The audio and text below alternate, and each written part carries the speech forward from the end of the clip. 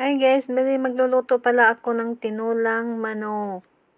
Yan pala yung gagamitin ko. May sibuyas, may bawang, kamatis, luya, sayuti, dahon ng sili, sibuyas sa dahon, saka sili, at saka yung manok.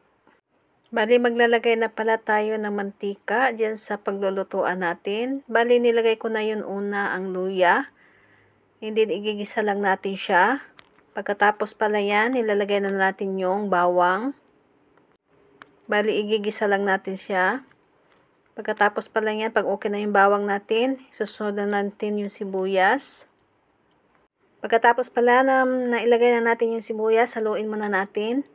Pag medyo okay na yung nilagay natin sibuyas, kung luto na, isusunod natin kamatis. Ayan, igigisa lang din natin. Pag okay na yung nilagay natin kamatis, isusunod na natin yung manok. Bali, 4 na piraso lang yan na pakpak. Niluto ko. Pagkatapos pa na nilagay ko yung manok, bali tatakpan muna natin. Mga ilang minuto. And then pagkatapos pala, buksan na natin. Bali, naglagay na ako ng asin para naman yung ating manok magkaroon ng lasa. Bali, tinakpan ko ulit siya. Bali pala sa part na yun, naglagay na ako ng tubig. Bali, magdagdag pa ako. Dahil masarap kasi yung tinulang manok ay maraming sabaw. Bali, bubuksan ko na siya. Ayan, kumukulo na. Haluin muna natin. So, bali, magdadagdag pala ako ng sabaw dyan kasi nag-reduce na siya. Bali, tatakpan ko muna siya.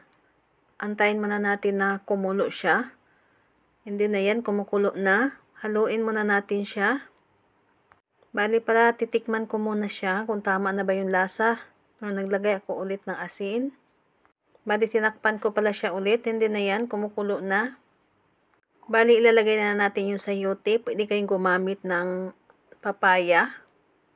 Pagkatapos pa nilagay natin yung sayote, bali, haluin muna natin siya. Pag medyo okay na yung paghalo natin, tatakpan natin ulit siya para naman maluto yung ating sayote. And then, yan, binuksan ko na siya. So, bali, haluin muna natin ulit. Pag medyo okay na pala yung paghalo natin dyan sa sabaw, bali, isusunod na rin natin yung siling pangsigang. And then, susunod na natin yung dahon din na sili. Tapos, haluin muna natin siya para naman maluto siya dyan sa sabaw.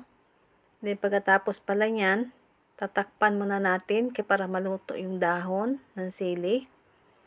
Pag ilang minuto, yan, binuksan ko na siya.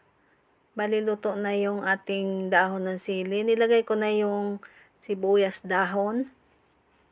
Bali, luto na pala yung tinulang manok natin. Nilagay ko na siya sa mangkok. Bago magtatapos ang aking video, thank you for watching guys. Maraming salamat sa panonood nyo.